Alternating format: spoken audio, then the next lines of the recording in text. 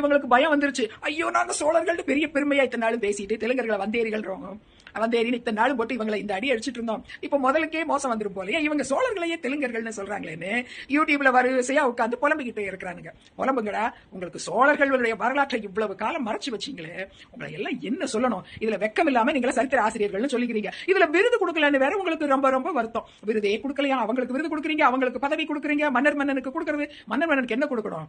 இந்த மாதிரி தகுதி இல்லாம விருது நலஞ்சா எங்க டியூஷன் வாத்தியார் ஒருத்தர் இருந்தார், நான் சின்ன பிள்ளைகள் இருக்கும்போது. அவர் பேரு சரி, அவர் பேசல, இன்னாசி முத்துப்பிள்ளை. எனக்கு மிக மிக மரியாதைக்குரிய ஒரு ஆசிரியர். அவரு தகுதி இல்லாம ஒருத்தர் விருது கேட்டா அவர் கொடுத்தாரு. பண்ணி வீச்ச மெடல் தான் போடணும் இவங்களுக்கு எல்லாம் அப்படின்னு சொல்லுவாரு. இந்த மாதிரி ஒரு பண்ணி வீச்ச மெடல் தான் இவனுக்கு போடணும். இப்படி தெலுங்கர்களை பத்தி அவதூறு பரப்பிட்டு இருக்கிற மன்னனுக்கு ஒரு பண்ணி வீச்ச மெடல் ஆர்டர் அப்படின்னு இனிமேல் அதான் பண்ணணும். இனிமேலாவது இப்பவும் உட்காந்துக்கிட்டு என்னமோ திருவண்ணாமலையில தெலுங்கு பேசுறாங்கன்னு உட்காந்துக்கிட்டு ரொம்பவே இந்த பிரிவினைவாத கருத்தை பரப்பிக்கிட்டு இருக்கிறா யாரு? இந்த மன்னன் எங்க இருந்து வந்தான்னு தெரியல. காசுக்காக இப்படியா?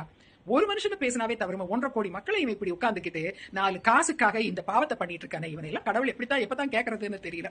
இவனுக்கு விருது வேற கொடுக்கணுமா? ஆமா, அது ஒண்ணுதான் உனக்கு குறையா போச்சுன்னு உனைய ஜெயில பிடிச்சு போடுற கால கூடிய வரைவில் வரப்போகுது. நீ அப்பவும் வெக்கப்பட மாட்டேன். வெக்கப்படுறவன இப்படி பொய்யெல்லாம் பேசிட்டு இருக்க மாட்டான். ஆஹா, நம்மளும் பெருவில ஜெயிலுக்கு போனேன், கேட்பானே வடிவேலு மாதிரி நானும் ஜெயிலுக்கு போனேன், நான் பெரிய ஆளுன்னு சொல்லிட்டு தெரியவா இருக்கும்.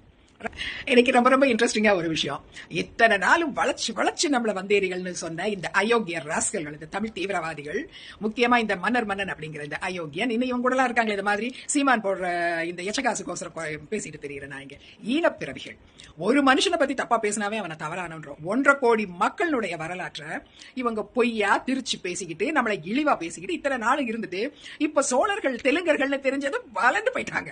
இதுல எனக்கு என்ன ஒரே ஒரு சந்தோஷம் தெரியுமா? நம்ம தெலுங்கு பயலுக ஒருத்தனும் சொல்ல மாட்டேன், பாதி பேருக்கு மேல ஒருத்தருமே இதை பாக்குறதே இல்லை. நான் அவங்களுக்காக தான் போடுறேன் இதை.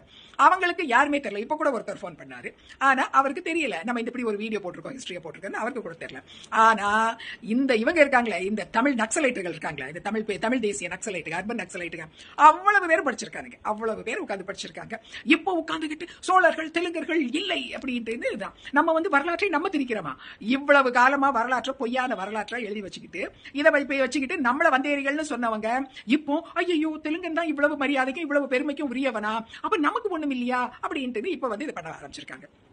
நம்ம என்ன சொன்னோம்? நம்ம தமிழர்கள், நம்ம தெலுங்கு மொழியை தமிழர்கள், நம்ம தான் தமிழர்கள். நம்ம தமிழ் தெலுங்க மாத்தி அந்த தமிழை, அதாவது தெலுங்க நல்லா பாலிஷ் போட்டு அதை எக்ஸ்பேண்ட் பண்ணி 12 18 உயிராக்கி, மெய்யெழுத்து 18 41 ஆக்கி, பெருசா ஆக்கி, நல்ல சிறப்பா ஆக்கி, அதை பேசின தமிழர்கள், அட்வான்ஸ்டு தமிழர்கள். அட்வான்ஸ்டு வெர்ஷன் விண்டோஸ்ல எப்படி அட்வான்ஸ்டு வெர்ஷன்ஸ் வந்துட்டே இருக்கு, அப்படி நம்ம அட்வான்ஸ்டு தமிழை தான் நம்ம தெலுங்குன்னு நம்ம பேசிட்டு இருக்கிறோம்.